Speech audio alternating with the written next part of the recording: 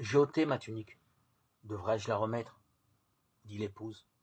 J'ai lavé mes pieds. Devrais-je les salir? Cantique 5.3.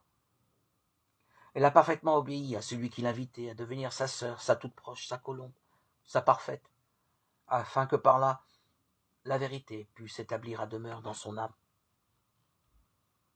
Car elle a fait cela, même qu'elle entendait en dépouillant cette tunique de peau qu'elle avait revêtue après le péché, Genèse 3.21, et en lavant ses pieds de l'élément terreux dont ils avaient été enveloppés lorsqu'elle avait quitté le séjour du paradis pour revenir sur la terre, et lorsqu'elle avait entendu la parole, tu es terre et tu retourneras à la terre, Genèse 3.19.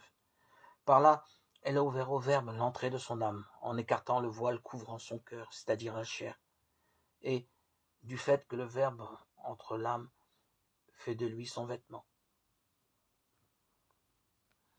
Quant à l'engagement de l'épouse, de ne plus reprendre la tunique enlevée, mais de se contenter conformément à la loi donnée aux disciples, de la seule tunique qu'elle a revêtue lorsqu'elle a été renouvelée par la naissance d'en haut, Jean 3.7.